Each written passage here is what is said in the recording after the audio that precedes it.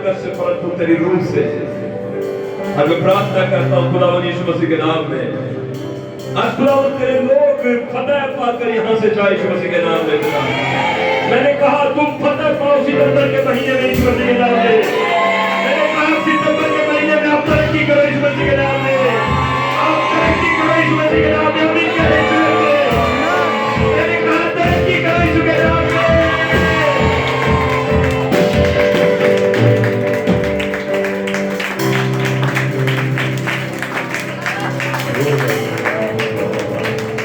वो अभिषेक बह रहा है, वो अभिषेक आज के ऊपर उतर रहा है। मैं देख पा रहा हूं परमेश्वर का अभिषेक आज को छू रहा है। आप बाहर आ रहे हैं चर्च, आप बाहर आ रहे हैं इस मसीह के नाम में। आपकी परिस्थितियां परमेश्वर बदल रहा है, विश्वास के साथ में आवे।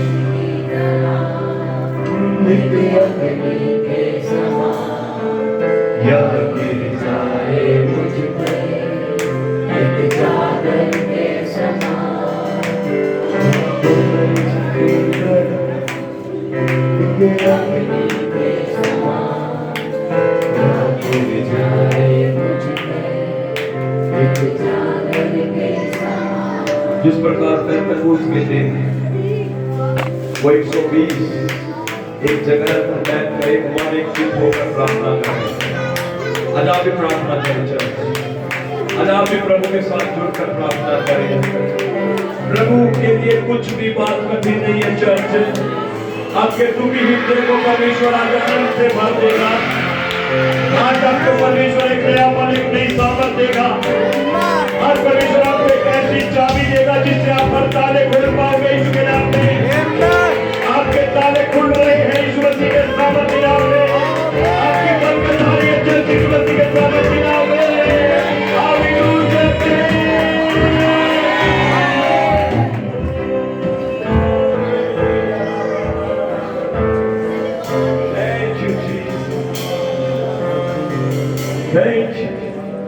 पिता परमेश्वर में प्रार्थना करता हूं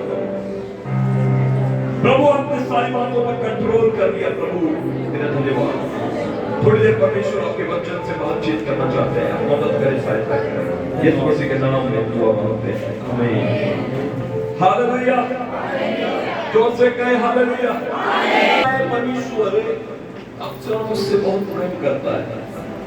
उसका प्रेम बहुत ज्यादा है, उसका प्रेम अनंत है। और आज उसके प्रेम के ही अनुसार, उसके ही दया और कृपा के अनुसार आप और मैं यहाँ पर बैठे हैं। हेलो, कोई अपना हाथ वेव करे, अपना हाथ हिलाए। जब आप अपना हाथ हिला रहे हैं, आप पवित्र आत्मा से कहते हैं कि पवित्र आत्मा मैं आपकी दया से यहाँ पर बैठा हूँ। आमीन, आमीन। एक सवाल के साथ मैं शुरू करना चाहता हूँ। मेरे सवाल का जवाब आप दीजिए।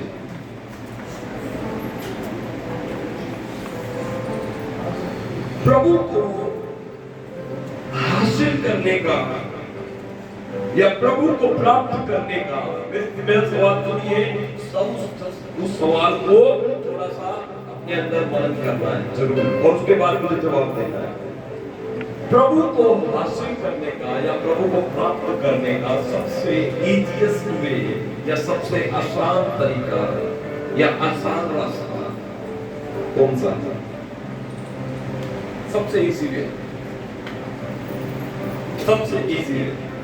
मैं अपने सवाल को दोबारा रिपीट करता हूं, ध्यान से सुनिए। पूरी कलीसिया, जितने लोग आप बैठे हैं, बाहर अंदर जितने लोग बैठे हैं, सुने ध्यान से। परमेश्वर को ज्यादा प्राप्त करने का सबसे ज्यादा परमेश्वर को हासिल करने का सबसे आसान रास्ता कौन सा है? जी बोलिए। उसकी आज्ञाओं पर चलना।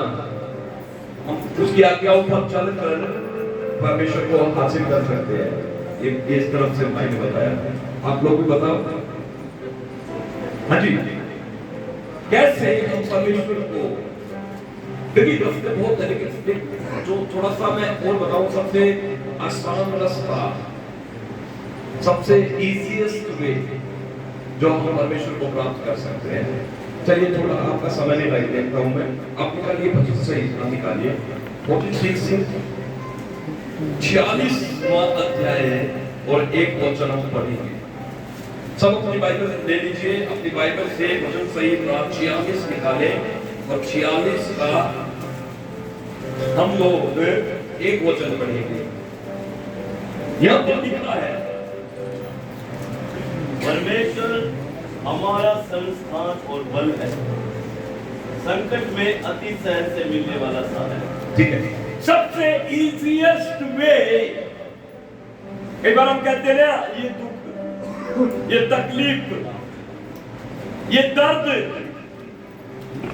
ये समस्या, ये मुझे मुझे मुझे आकर बार बार क्यों घेर लेती है। कई बार आप बोलते नहीं बोलते हैं, कई बार आप ये बोलते होंगे प्रभु से प्रार्थना में कि परमेश्वर मैं ही क्यों बार बार इस दुख में, संकट में, तकलीफ में मैं ही क्यों चला जाता हूं, मेरे साथ ऐसा क्यों होता है, मैं ही क्यों फंसता हूं। तो मैं बता देना चाहता हूं, वो टाइम जो आपका संकट का टाइम है, दुख का टाइम है, उस दरमियान आप परमेश्वर को आसानी से, भली भांति आप परमेश्वर को प्राप्त कर सकते हैं। मेरी बात, मैं अपने फेसबुक को देख रहा था तो एक चीज सामने आई, एक पोस्टर सामने आया और उस पर लिखा हुआ था, जो मुश्किल समय है वो हमें नष्ट करने के लिए नहीं आता है, परंतु हमें तैयार करने के लिए आता है।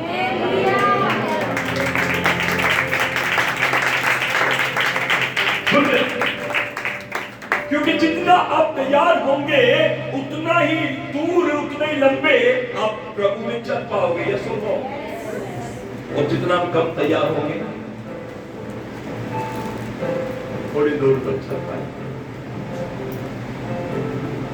देखिए, मेरी और आपकी यात्रा पृथ्वी से शुरू होकर कहां तक जाने वाली है? कहां तक जाने वाली है? पता है स्वर्ग कहां है? कहां पर है? कहां पर है स्वर्ग? नीचे, ऊपर? ठीक है, कितना ऊपर?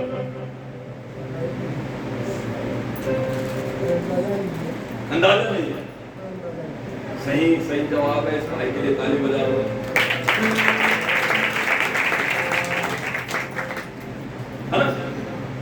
अगर हम जमीनी ही पर रहने वाले होते तो हम लोगों को तैयारी करने की कोई आवश्यकता नहीं है, तो ऐसे भी हम जमीन पर रह जाएंगे बिना तैयारी के।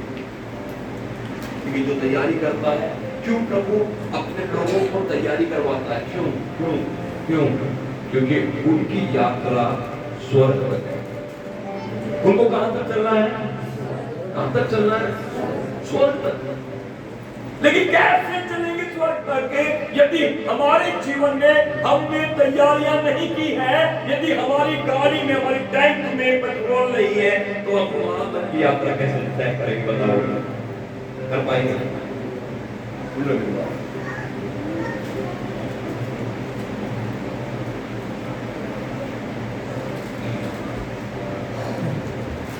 जो बोले दुख हमें नष्ट करने नहीं, परंतु हमें तैयार करने के लिए।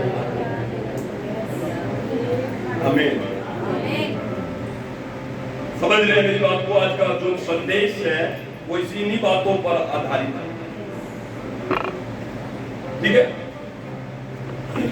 तो याद रखिए, कभी भी चुनौती, कभी भी आपके सामने परिस्थितियां आपके विरुद्ध हो जाती है तो आपको डरना नहीं है, आपको घबराना नहीं है, क्योंकि हम ऐसी परिस्थितियों में जाने के बाद कई बार हम अपना आत्मा भी खो देते हैं, अपना साहस तोड़ देते हैं। प्रभु ने कहता है ऐसा। एक चीज बताता हूं आपको,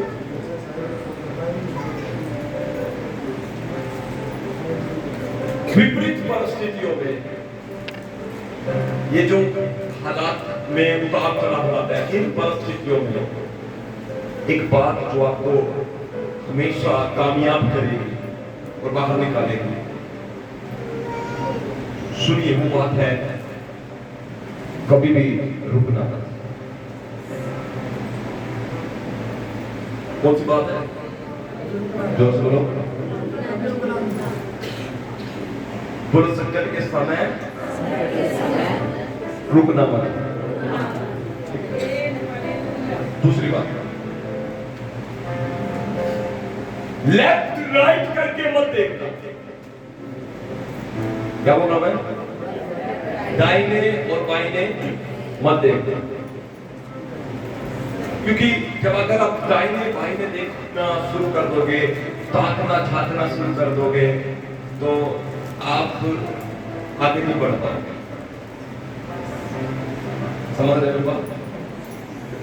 परमेश्वर ने क्या कहा यहोशू से? जब यहोशू को परमेश्वर ने इस्राएल के अंदर, मूसा के अंदर, मूसा के मरने के बाद यहोशू को परमेश्वर ने एक अगुवे के रूप में खड़ा किया, तो परमेश्वर ने क्या कहा था?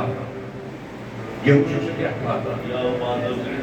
नहीं, एक अध्याय उसका 7 वचन पढ़ेगा, लिखा यहोशू एक अध्याय, यहोशू एक अध्याय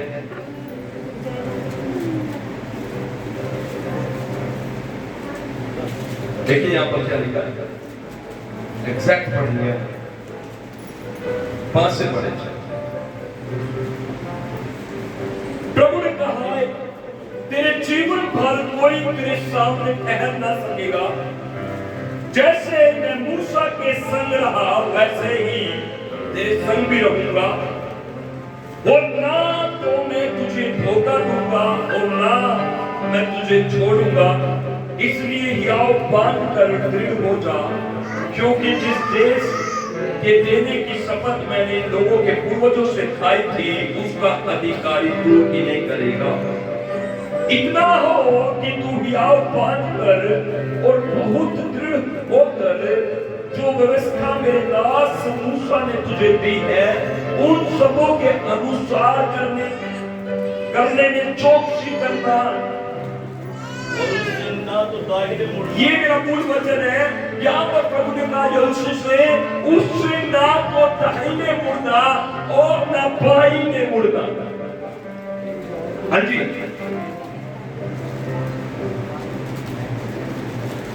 तब जहां जहां तू जाएगा वहां वहां तेरा काम सफल होगा। बोलो हालेलुया।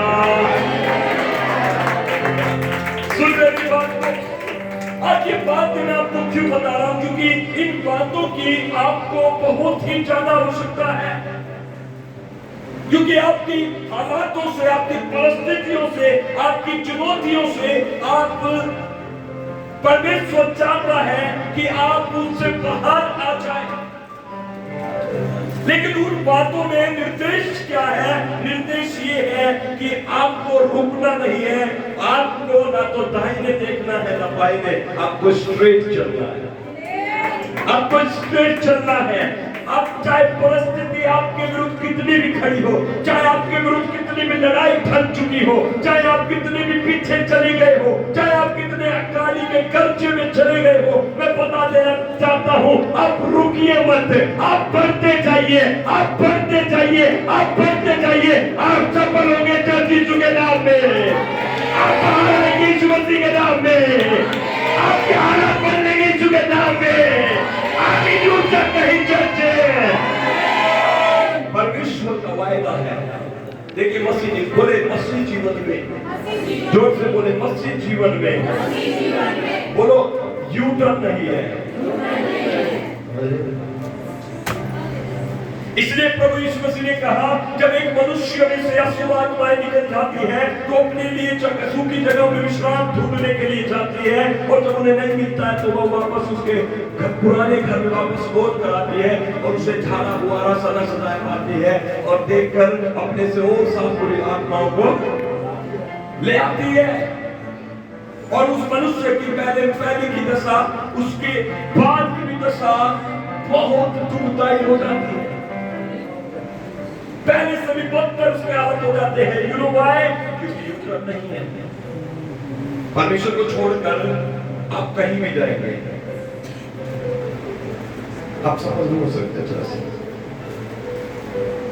आप परमेश्वर को छोड़कर, जीवित खुदावन को छोड़कर, सच्चे प्रभु को छोड़कर, उद्धार करता परमेश्वर को छोड़कर अगर आप कहीं और चले जाते हैं अपने समाधान ढूंढने के लिए, अपने इलाज करवाने के लिए, अपने जीवन में दाहिने बाएं को देख कर यदि आप गुमराह हो जाते हैं, मैं बता देना चाहता हूँ कि कहीं से कुछ उपचार नहीं होने वाला। क्योंकि आपको पता है दुष्ट आत्मा एक गई थी और वापस कितनी लौटेगी, उसके बाद वो सफल नहीं हो गए, कभी सफल नहीं होगा। क्यों? क्योंकि एक शैतान गया था, अब जब वो प्रभु से मुड़कर चला जाएगा तो उसके पीछे कितने शैतान लग जाएंगे। समझ रहे हो? प्रभु से मुड़कर यदि वो चला गया, यदि प्रभु से वो मन भटका कर कहीं और चला गया, तो मैं बताना चाहता हूँ विचार नहीं है, एक गया का साथ आएंगे। कितने आएंगे? और मैंने बहुत सारी ऐसी भाइयों को देखा है चर्च, जिनको आज दुनिया को छोड़े हुए भी वर्षों हो गए। क्यों? क्यों? क्योंकि हमें परमेश्वर है, हमें चाहता है कि परमेश्वर हम तैयार हमें जितने भी दुख आते हैं, जितनी तकलीफ आ रही है, जितना भी आप टॉर्चर किए जा रहे हैं, जितना भी आपका समय जा रहा है, आने दो। याद रखना, ना तो आपको दाहिने देखना है और ना, याद रखिए आपकी हालात कैसे हैं, आपके हालात परिस्थितियां की है, संकट की है, लेकिन आप लगातार अपने खुदावन पर अपनी आंखें लगाए हुए हैं, लगातार परमेश्वर की आराधना, स्तुति, धन्यवाद आप कर रहे हैं, लगातार आप परमेश्वर के नाम की बढ़ाई कर रहे हैं, लगातार आप परमेश्वर के सामने अपने आप को धर्मी जन बनाकर चला रहे हैं। मैं बता देना चाहता हूँ कि जब आप चलते जाओगे थोड़ी देर में ही परमेश्वर आपकी परिस्थितियों को अदल बदल कर देंगे। थोड़ी देर में ही आंख झपकते ही आप रोने से हंसने में प्रवेश करोगे यीशु मसीह के नाम में। आप कष्ट से अमीर में प्रवेश करोगे यीशु के नाम में। आप बीमारी से सच्चाई में प्रवेश करोगे यीशु के नाम में। आमीन। ऊंचा कहीं चर्च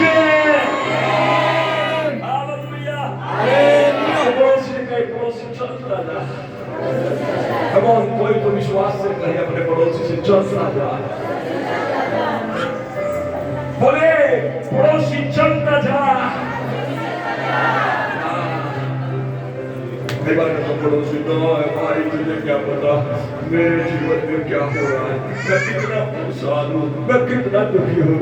अरे भैया, चाहे वो ऐसा मूर्ति बनाकर आपसे बोल रहा है, उसको यही बोल, चलता जा, चलता जा, हालेलुया, चलता जा, हालेलुया।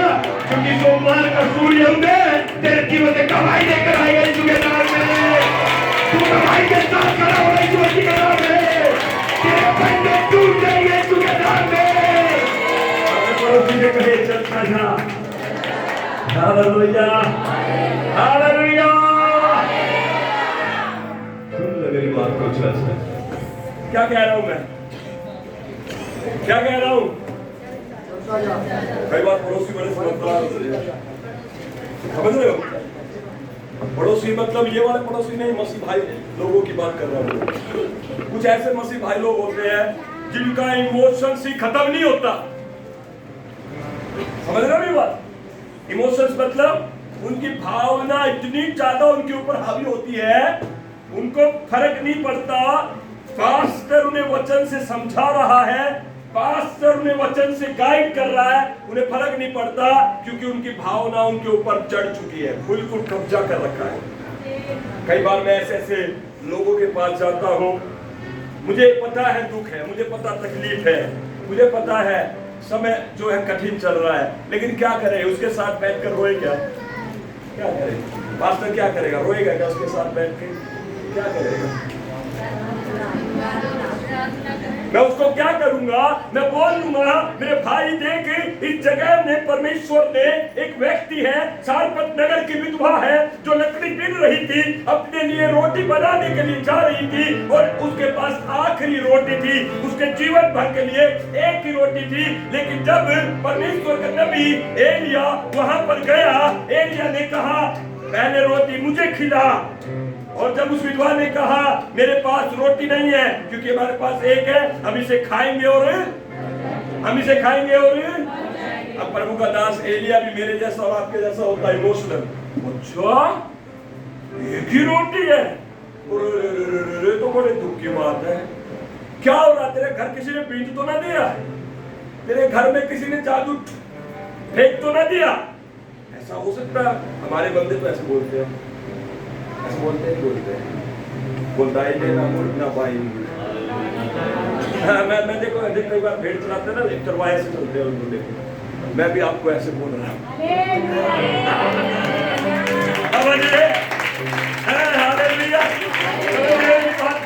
अब एलिया से उसने क्या बताया? अपने घर की परिस्थिति।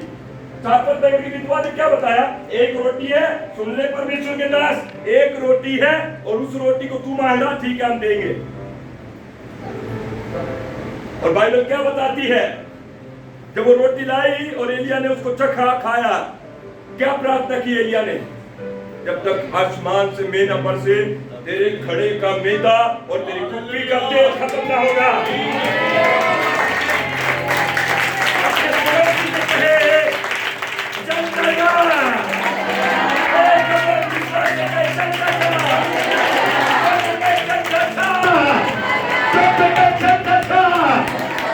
और चलते चलते तेरे हालात बदल जाएंगे, चलते चलते तेरे जीवन में गवाही आ जाएगी जुमेदार में, चलते चलते तू अपनी रिपोर्ट लेकर आएगा और तू गवाही देगा इस मंत्री के नाम पे। आमीन। नहीं चर्च बाइबल बताती है प्रभु के लोगों ने जब अपने विश्वास को प्रभु को दिखाया है, परमेश्वर ने उनके विश्वास का कदर किया। सारपत नगर की विधवा स्त्री, उसके घर में कुछ नहीं था। That was the last day of their life. उनके जीवन का वो आखिरी दिन था। है ना? लेकिन एक प्रार्थना ने, जो तुम्हारे एक प्रार्थना ने, उनके घर का परिस्थिति। अगर आपके घर आ रहा हूँ, मुझे पता है आपकी परिस्थिति नकारात्मक है, मुझे पता है आप बीमार है, मुझे पता है आप कर्जे में है, मुझे पता है आप कंगालपन में है, मुझे पता है अकालपन में है, लेकिन मुझसे उम्मीद मत करिए मैं आपके साथ बैठकर रो नहीं सकता। मैं आपको एक वचन बोलता हूँ, परमेश्वर यहोवा स्वर्ग का परमेश्वर आज आपके जीवनों को बदल देगा। कैसे ये प्रार्थना हो रही है मैं बता देना चाहता हूँ, आपके बंधन टूट रहे हैं यीशु मसीह के नाम में। हालेलुया, जोर से कहे हालेलुया, जोर से कहे हालेलुया, जोर से कहे हालेलुया। मैं थोड़ा प्रेरितों के काम निकालेंगे। प्रेरितों के काम 6 अध्याय है।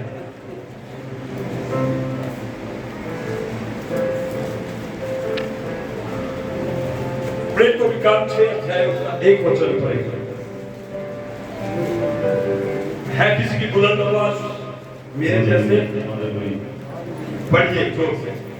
उन दिनों में जब चेलों की संख्या बहुत बढ़ने लगी, तब यूनानी भाषा बोलने वाले, इब्रानी भाषा बोलने वाले पर कुड़कुड़ाने लगे। ठीक है, जोर से बोलो, संख्या बढ़ने लगी। जोर से बोलो, संख्या बढ़ने लगी। कौन सी संख्या? कौन सी संख्या? यरूशलेम में एक प्रचार शुरू हुआ और उस प्रचार के मुखिया प्रभु यीशु मसीह थे। उसके बाद उसके चेले 12 चेले थे। 12 चेले के बाद 120 थे।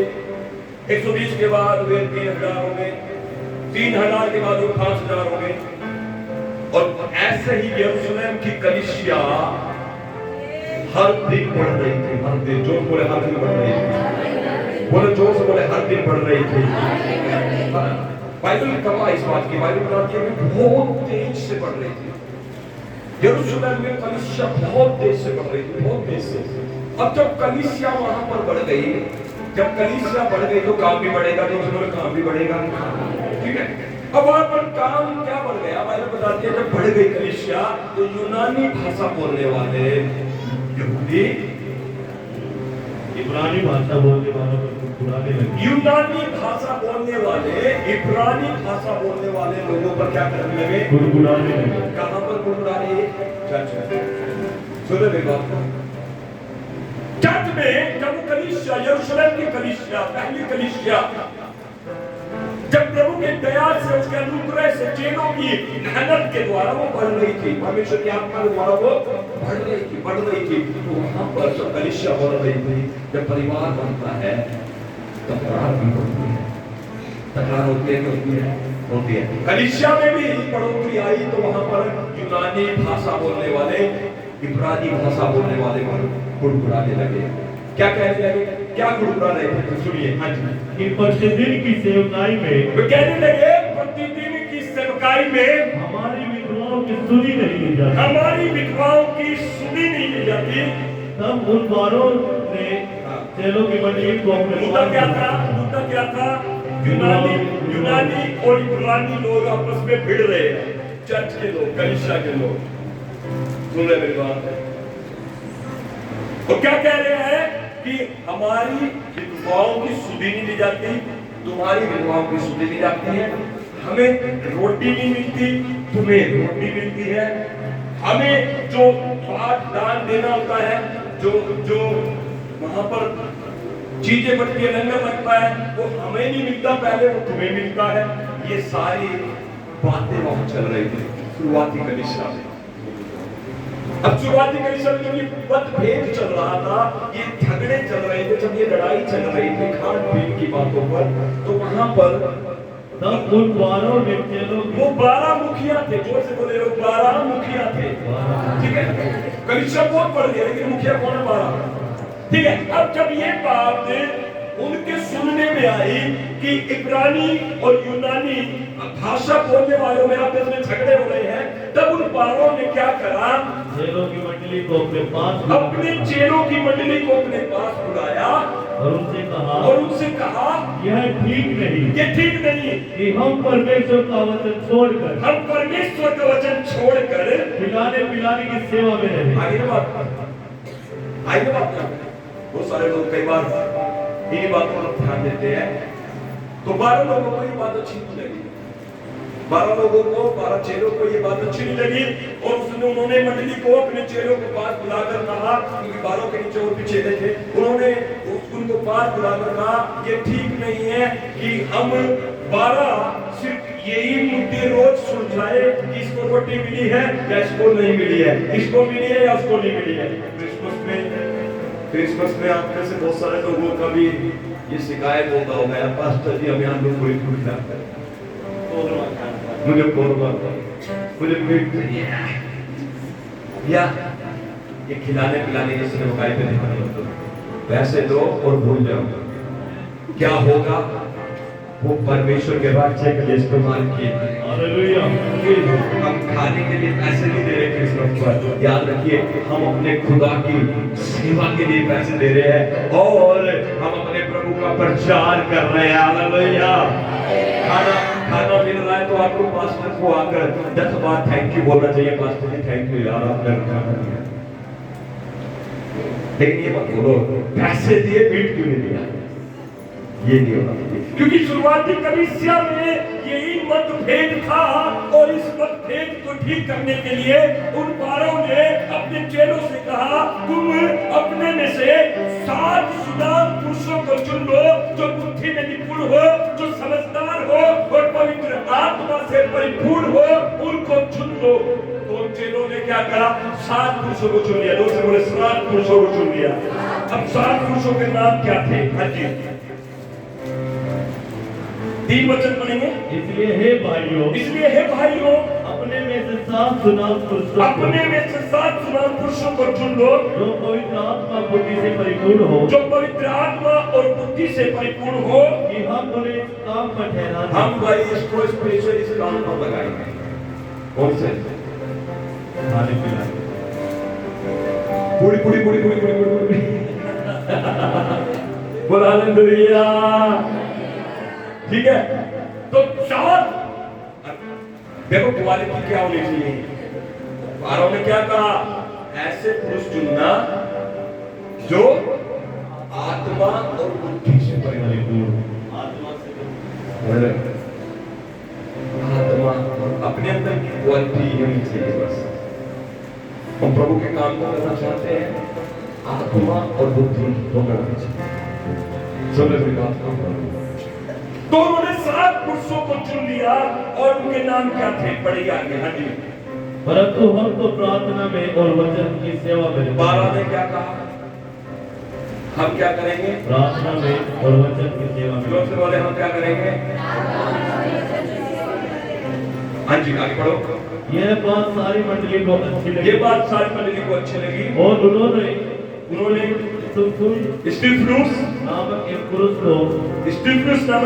को जो विश्वास और पवित्र आत्मा से परिपूर्ण था, और फिलिप्पुस और प्रखुरूस और निकानोर और तिमोन और परमीनास और अंताकिवासी और निकुलाउस को जो यहूदी मत में आ गया था, चुन लिया। या तो नाम आप विशेष याद रखिएगा, बोले स्टीफनुस और फिलिप्पुस। सबसे पहले किसके नाम है? देखिए वहां पर किसके नाम है? सबसे पहले किसके नाम है? स्टीफनुस का, जो विश्वास और पवित्र आत्मा से परिपूर्ण था। और आगे किसका नाम है? फिलिप्पुस, स्टीफनुस और फिलिप्पुस। ठीक है, बाकी नीचे भी है, लेकिन मैं 2 बातों पर, 2 नामों पर आपका ध्यान ले जाना चाहता हूँ, 2 करेक्टर। ठीक है, अभी तो चुनकर प्रेरितों ने क्या किया इनके लिए? 6 वचन पढ़े। इन्हें प्रेरितों के सामने खड़ा किया गया और उन्होंने प्रार्थना करके उन पर हाथ रखे। परमेश्वर का वचन फैलता गया। परमेश्वर का वचन फैलता गया और यरूशलेम में चेलों की गिनती बहुत बढ़ती गई। और याजकों का एक बड़ा समाज इस मत को मानने और याजकों का एक बड़ा समाज यीशु मसीह में आ गया।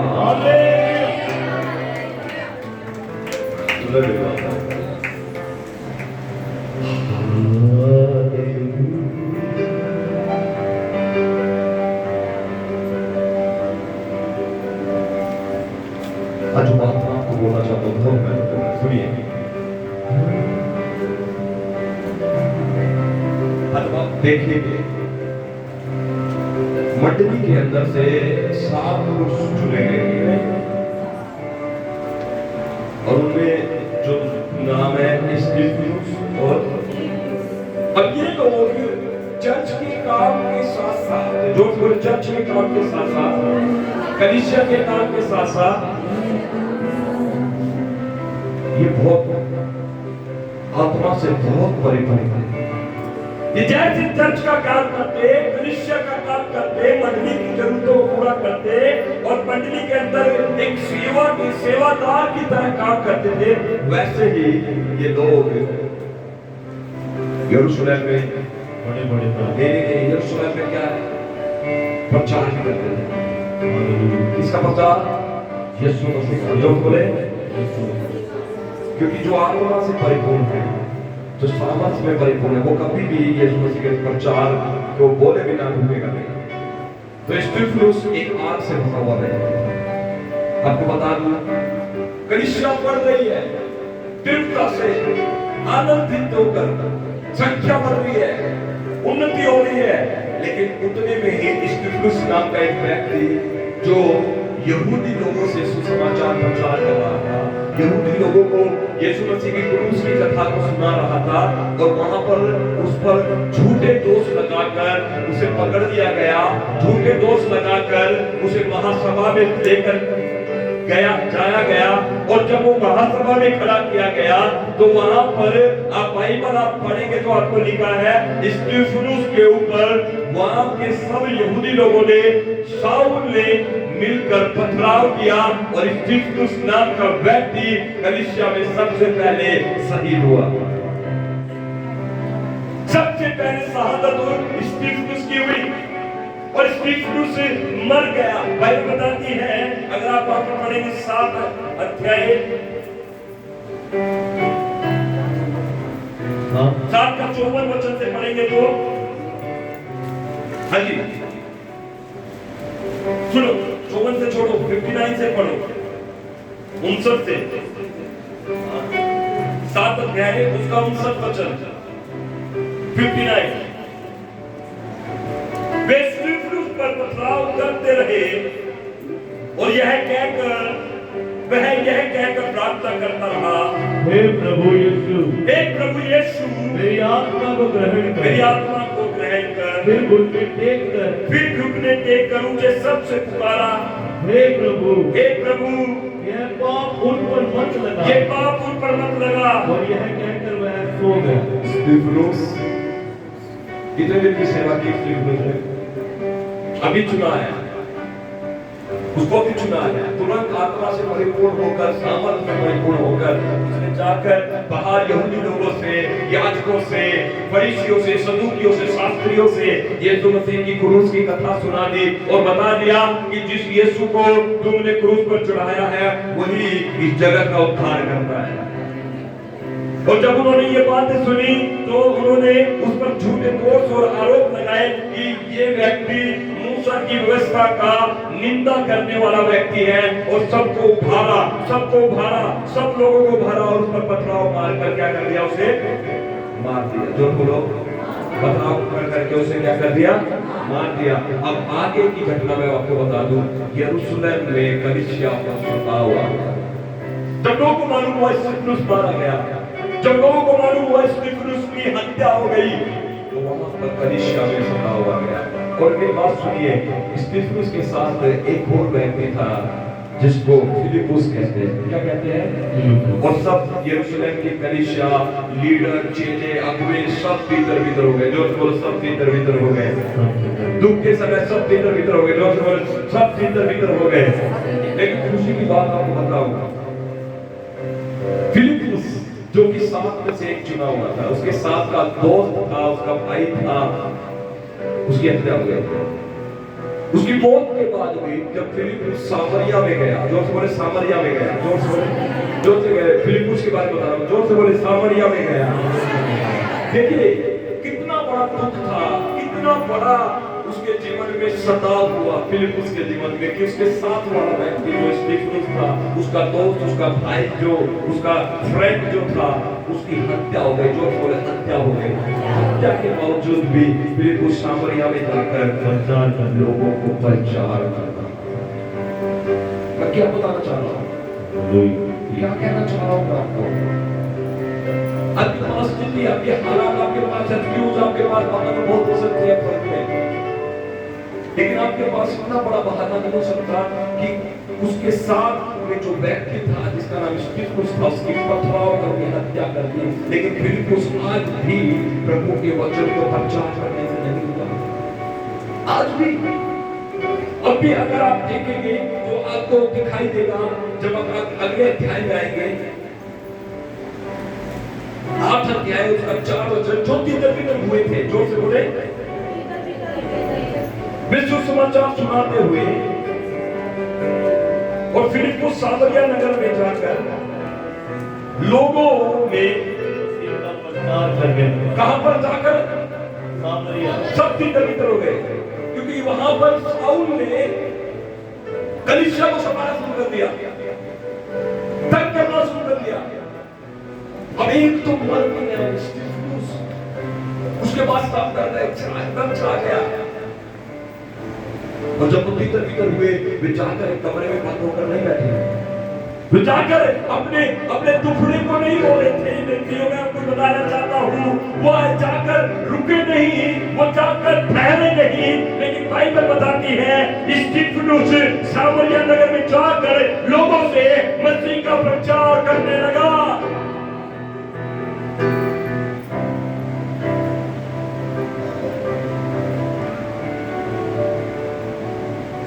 सुनो मेरी बात, चर्चा 6 वचन पढ़ेंगे। जो बातें फिलिप्पुस ने कही, जो बातें फिलिप्पुस ने कही, उन्हें लोगों ने सुनकर और जो चिन्ह में दिखाता था, और जो चिन्ह वो दिखाता था, उन्हें देख कर एक चित्त होकर मन लगाया। क्योंकि बहुतों में से अशुद्ध आत्माएं बड़े सबसे चिल्लाती हुई निकल गई, और बहुत से लकवे के रोगी। हालेलुया। जो काम फिलिप्पुस यरूशलेम में कर रहा था, वो काम फिलिप्पुस सताव आने के बाद भी सामरिया में कर रहा है। जो से बोले रुको मत, देखो जो से बोले रुको मत।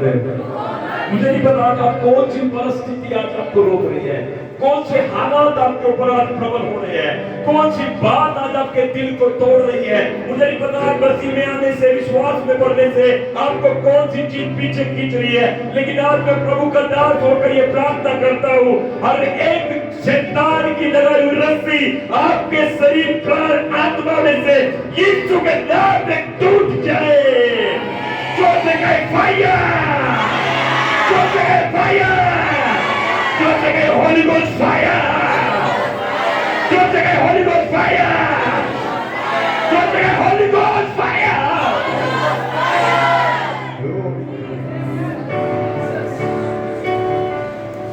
कोई भी चीज आपको रोक नहीं सकती, कोई चीज आपको निराश नहीं कर सकती, कोई हालात मुझे मेरे प्रभु से, खुदावन से मुझे अलग नहीं कर सकता। बोले मैं बढ़ता जाऊंगा, मैं निरंतर बढ़ता जाऊंगा। और जोर से कोई तो कहे हालेलुया, हालेलुया। परमेश्वर का वचन कहता है कि फिलिप्पुस वहां पर लोगों को छक्का करता रहा। 9 वचन अगर आप पढ़ेंगे तो, और उस नगर में बड़ा आनंद छा गया। उस नगर में बड़ा आनंद छा गया। 14 वचन को पढ़ेंगे जल्दी से। 14। हाँ जी। जब प्रेरितों ने उस नगर में, बोले मेरे पीछे, उस नगर में बड़ा आनंद छा गया। बड़ा आनंद छा गया। चर्चा हालेलुया। आज आनंद छा गया आपके जीवन में, यीशु मसीह के नाम में। आपके दिल में आनंद छा गया यीशु के नाम में, आपके परिवार में आनंद छा गया यीशु के नाम में। मैंने कहा मैं रोने और पीटने को आज आपकी जिंदगी से बाहर करता हूं यीशु के नाम में। आपको चैलेंज करता हूं यीशु मसीह के नाम में, आपको शांति करता हूं यीशु के नाम में। आप ऊंचा नहीं चलते। आज उस नगर में आनंद छा गया। मैं बता देना चाहता हूँ, आपका जो दुख का टाइम है वो ओवर हो चुका है यीशु मसीह के नाम में। जो जगह ओवर, जो जगह ओवर। मैं तो बताना चाहता हूँ, आपके जीवन में परमेश्वर आपके आगे आगे होकर आपको चैवन करने जा रहा है। मेरी बात को ध्यान से सुनिए, इस बात को आप बिल्कुल मत भूलिए। आज के दिन के बाद, इस प्रार्थना में आने के बाद जब आप घर जाएंगे, आपकी परिस्थितियां बदली हुई दिखाई देगी।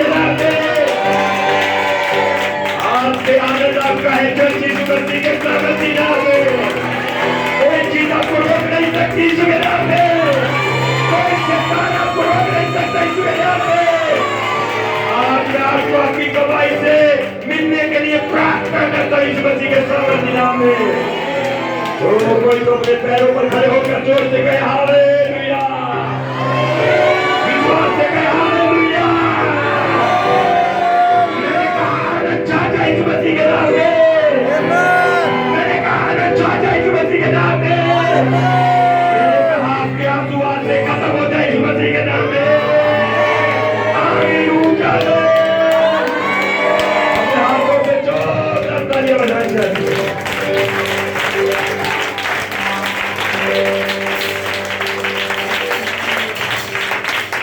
बोले पड़ोसी की तरफ देख कर कहे, पड़ोसी आपका स्वागत है।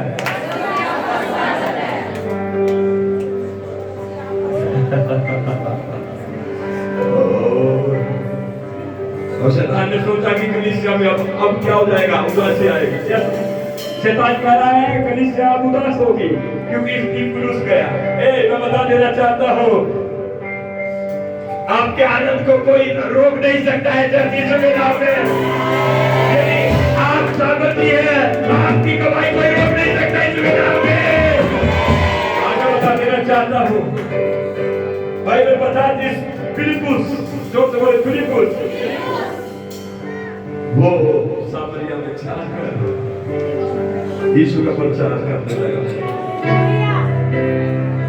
और वो वही काम जो यरूशलेम की कलीसिया में करता था, वही काम वो सामरिया में करने लगा। हालेलुया।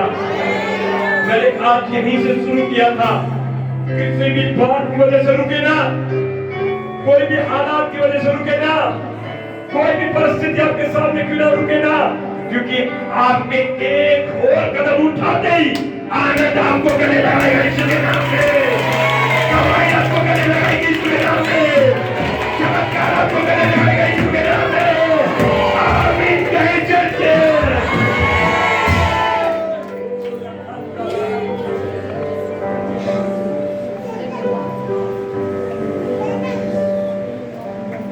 कोई आपके आनंद को छुड़ा नहीं सकता। जोर से कहे,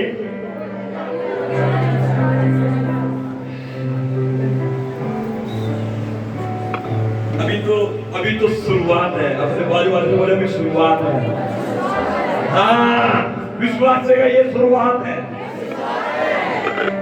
एक और चीज आपको दिखाता हूँ, देखिए फिलिपुस बहुत परेशान था। यह सुनो, इससे मर गया। छोटी बात है क्या? अभी आपके पढ़ते वक्त क्या तो लग रहा है, लेकिन वो साथ चुने गए थे, वो एक टीम थे। अभी मैं कई बार देखता हूँ, फिर एक दिन का मिलना है तो फ्रेंड्स का मुंह हो जाता है। बहुत देख लो, इसने अपनी बात भी नहीं आया, बोलता नहीं ऐसे, क्योंकि वो एक टीम है। समझ रहे? जोएल ना दिखे, कहाँ गया जोएल? पास्टर जी जोएल कहाँ है? मन नहीं लगता, क्योंकि वो एक टीम है। फिर दिन से भाई गौरव नहीं है, भाई गौरव नहीं है, गौरव नहीं है। गौरव में पहुंच गया है हमारे बीच में। अरे कोई बात सुनिए, कितना दुख लगता है जब एक बाजू से कोई चला जाता है। फिलिपुस के जीवन में इतना दुख था, इतना दर्द था, कैसे प्रचार करूं, कैसे मैं लोगों को बताऊं, लेकिन पवित्र आत्मा से परिपूर्ण होकर उसने सामरिया नगर में भी यीशु के नाम का प्रचार किया, बीमारों को चंगा किया, दुष्ट आत्माओं को निकाला। मैं बता देना चाहता हूं, उस नगर में आनंद आ गया। मैं बताना चाहता हूं, आज आपके ऊपर अभिषेक को रिलीज करता है यीशु के नाम में। आज एक खास अभिषेक आपके साथ जाए यीशु मसीह के नाम में। और जहां पर आप पैर रखे वहां पर आनंद आए यीशु मसीह के नाम में। मैंने कहा जोर से आनंद आए यीशु के नाम में। आपके कदमों के द्वारा परमेश्वर के काम प्रकट हो यीशु मसीह के नाम में। अपने पैरों को उठाए और प्रभु की महिमा करें। आपके पैरों में फायर को रिलीज करता हूं। जोर से कहे होली गॉस्ट फायर। अपने पैरों को देख करके Holi ghost fire. Holi ghost fire. Holi ghost fire. Fire. Fire. Fire. आपके पैरों को अभिषेक करता हूं यीशु मसीह के नाम में। जहां पर पैर रखे वहां आनंद हो यीशु के नाम में। आपके आनंद हो यीशु मसीह के नाम में।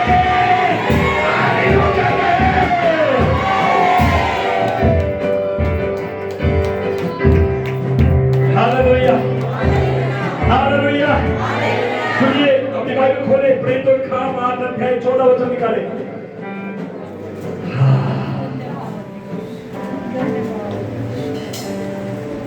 जो काम सामरिया में हो रहे हैं फिलिप्पुस के द्वारा, ये जगत हमारा चेला नहीं है, अभी चुना है इसको, चुनते ही दुख आ गया, जोर से बोले दुख आया, लेकिन बंदा तरह नहीं, आप भी फिलिप्पुस बने,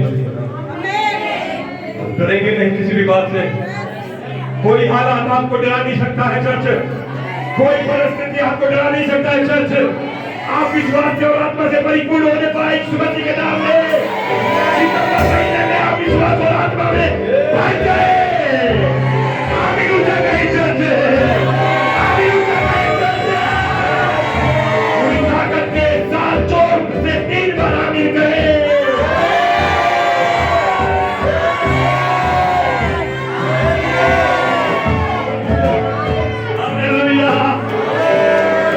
क्या मैं थोड़ा और आगे जाऊं? कितने लोग चाहते हैं मैं थोड़ा सा पढ़ दूं आपके लिए? आपको मैं बहुत सरप्राइज चीज दिखाना चाहता हूं। देखिए, अभी आनंद छा गया, जो तो बोले आनंद छा गया। अब एक चिंता मत करें, जब आप घर जाएंगे आपको सब कुछ अच्छा मिलेगा। Praise the Lord. कोई बात नहीं, नौकरी गई, फोन आने वाला है, नौकरी आ गई। आनंद छा जाए सितंबर में। आज उनके लिए मुझे बड़ा अफसोस हो रहा है जो चर्च नहीं आए, क्योंकि आनंद आप लेकर जा रहे हैं। इसलिए मैं कहता हूँ चर्च आए किसी भी संडे सर्विस को मिस मत करेगा, मिस मत करेगा। एक भी संडे सर्विस मिस होने से बहुत कुछ पीछे चला जाता है। सुनो की बात, सामरिया में आने लगा, सामरिया नगर में शैतान ने डराना चाहा, फिलिप्पुस को बुलाया, फिलिप्पुस को डराया, धमकाया, फिलिप्पुस ने रुका, फिलिप्पुस ने रुका, वो प्रचार करता गया। 14 वचन क्या कहता है? जब प्रेरितों ने जो यरूशलेम में थे सुना कि सामरियों ने परमेश्वर का वचन मान लिया, तो पतरस और यूहन्ना 2 मुखिया है जो बोले हालेलुया। अभी नए चेले ने क्या कर दिया? नए चेले ने सामरिया में धूम मचा दी। हालेलुया। और उसकी धूम का गूंज यरूशलेम में जो बचे हुए लोग थे, जो मुखिया थे, पतरस और यूहन्ना, जो यीशु के शागिर्द थे, जो यीशु के प्रिय चेले थे, जब उन्होंने यरूशलेम में बैठकर उसकी चर्चा सुनी, हाँ जी, तो पतरस और यूहन्ना को उनके पास भेजा। किसके पास? जो बोले फिलिप्पुस के पास भेजा, जो बोले हाँ जी, पतरस और यूहन्ना को यरूशलेम की टीम ने क्या कर दिया? एक काम करो भैया, सता हो रहा है, कोई बात नहीं, दुख है, तकलीफ है, कोई बात नहीं, लेकिन छोड़ो, निशाने का ध्यान करो। निशाना क्या है? सारी दुनिया में यीशु का नाम प्रचार करना है। पतरस ने कहा कोई बात नहीं, लेकिन याद रखो जब पवित्र आत्मा उतरा था पेंतकुस्त के दिन, उसने क्या कहा था? जब परमेश्वर का आत्मा तुम पर उतरेगा तो तुम सामर्थ पाओगे और यहूदिया सामरिया में मेरे गवाह होंगे।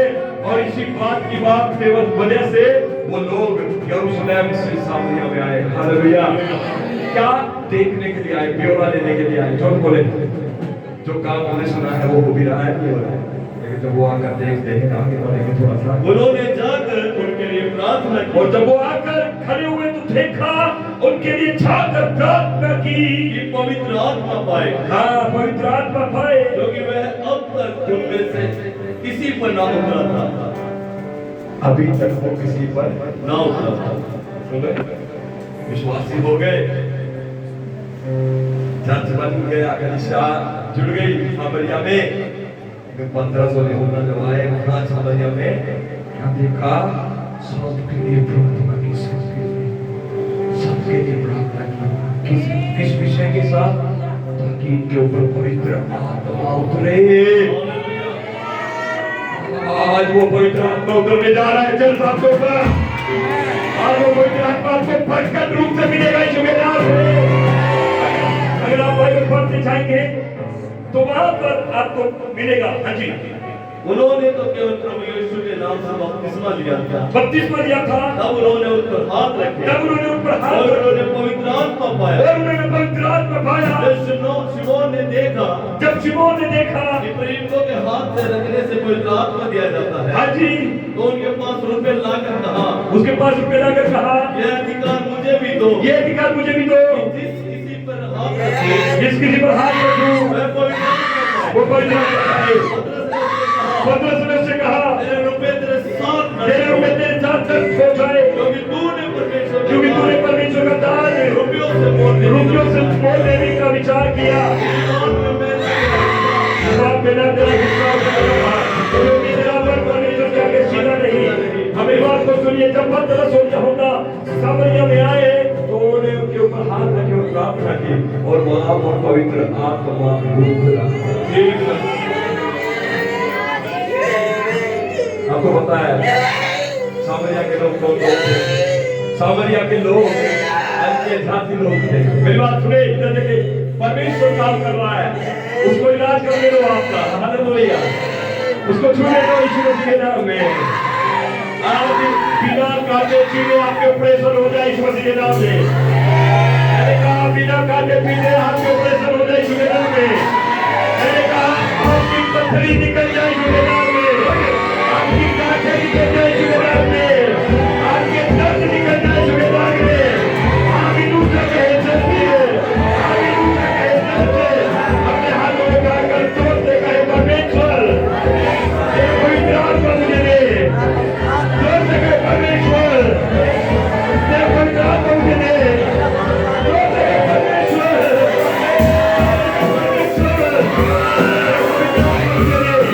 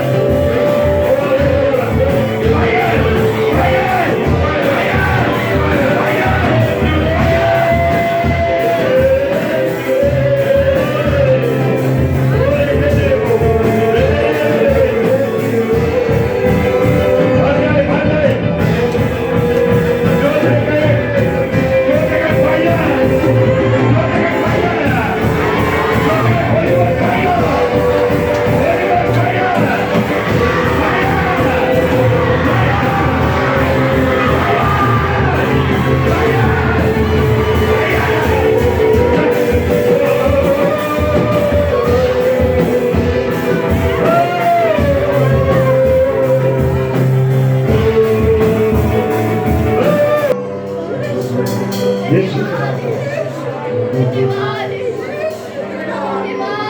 आपकी गर्दनें सर्वाइकल के दर्द निकल रहे हैं, मैं देख पा रहा हूँ।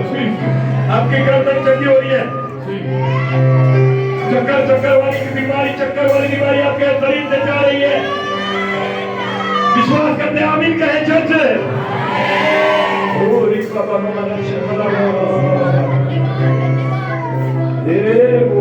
बंधन आपके घर में है, अरे बंधन तोड़ने आज यीशु के नाम में